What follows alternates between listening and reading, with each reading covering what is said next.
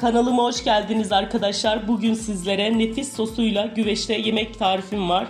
Dilerseniz bu güzel tarife hemen geçelim. Arkadaşlar ilk öncelikle et için bir sos hazırlayacağız. Bu sos inanın ki çok lezzetli. Malzemelere geçelim arkadaşlar. Burada arkadaşlar 2 yemek kaşığı nar ekşisi var. Bunu öncelikle kaseye alalım. Nar ekşisini ilave ettikten sonra 1 tatlı kaşığı tuz, 1 tatlı kaşığı pul biber, 1 çay kaşığı karabiber, 1 çay kaşığı biberiye arkadaşlar. Biraz karıştıralım. Daha sonra üzerine yarım çay bardağı su, yarım çay bardağı sıvı yağ ilave edelim ve iyice karıştıralım. Hazırlamış olduğumuz sosu kenara alalım. Etimizi ilave edelim. Yaklaşık olarak 300 gram et, 100 gram da arkadaşlar iç yağ kullandım. Çünkü güveç yemeği yağsız olmaz arkadaşlar. Yağlı olacak. İç yağ olmazsa olmaz. Etimizi ilave ettikten sonra hazırlamış olduğumuz bu nefis sosu üzerine ilave edelim arkadaşlar.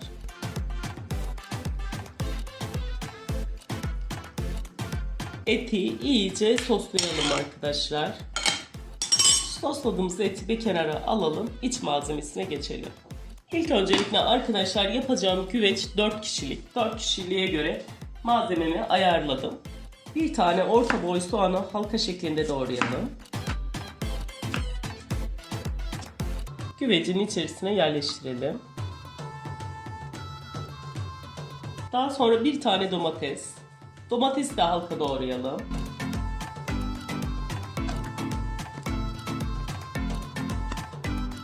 Domatesi de soğanın üzerine dizelim. Orta boy patatesi soydum arkadaşlar. Bunları da halka şeklinde doğrayalım.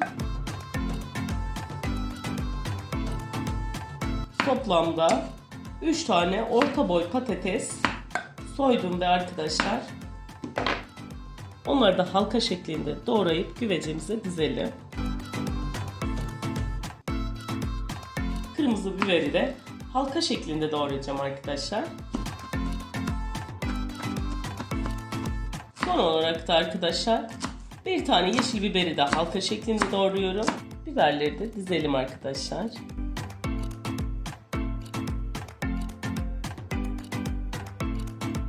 Sebzeleri doğradıktan sonra arkadaşlar soslamış olduğumuz eti de patatesin üzerine dizelim. İç yağlarını da etlerin aralarına koyalım. Herkes çok kolaylıkla evinde yapacağı ve misafirlerine sunacağı inanılmaz lezzetli bir ana yemek. Eti dizdikten sonra kalan sosu da üzerine gezdirelim.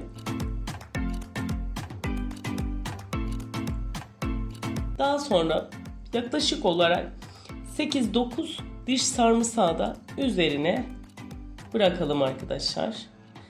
Ete daha güzel bir lezzet ve koku verdiği için en son üzerine koyarsak daha iyi olur. İlk öncelikle arkadaşlar üzerine kesmiş olduğum yağlı kağıdı kapatıyorum. Alüminyum folyoyu sararsak arkadaşlar çok zararlı olduğu için ben ilk yağlı kağıdı üzerine alüminyum folyoyu geçiriyorum.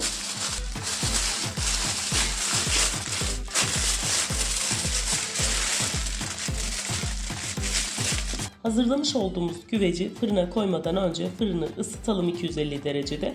Fırına koyduktan sonra da ayarını düşürelim, 200'e getirelim arkadaşlar. Güvecin üzerini kapatmak için az miktarda bir hamur yapacağız arkadaşlar. 1 su bardağı un. Tamam sen boşalt. 1 su bardağı un.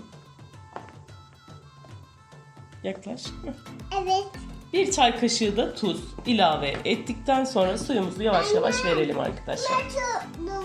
Yok sen suyu veremezsin çünkü hamurun kıvamını bilemezsin. Fazladan koyabiliriz belki. Tamam bu suyu da sen koy. 1 çay bardağı da su koyduktan sonra hamurumuzu toparlamaya geçelim. 1 su bardağı un yeterli olacak arkadaşlar. Hamuru toparladık arkadaşlar. Güveç fırında çıkarsa üzerini bu hamurla kapatacağız. Hamuru açmaya başlayalım. Merdaneğini açalım arkadaşlar.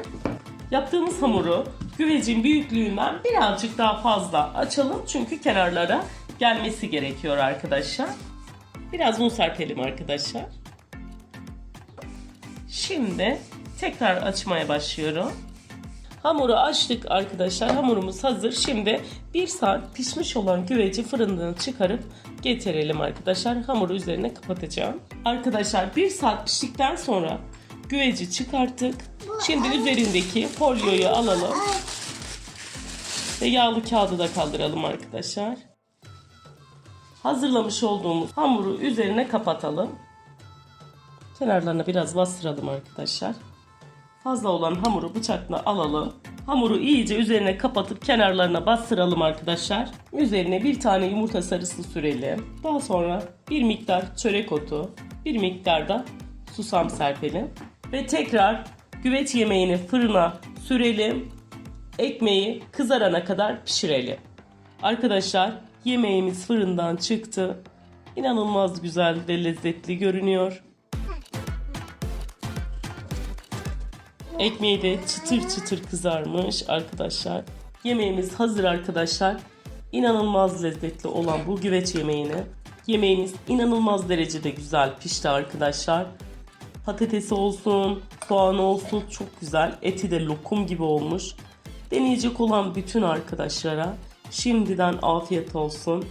Kanalıma abone olmayı, yorum bırakmayı unutmayın. Başka bir videoda görüşmek üzere. Hoşça kalın.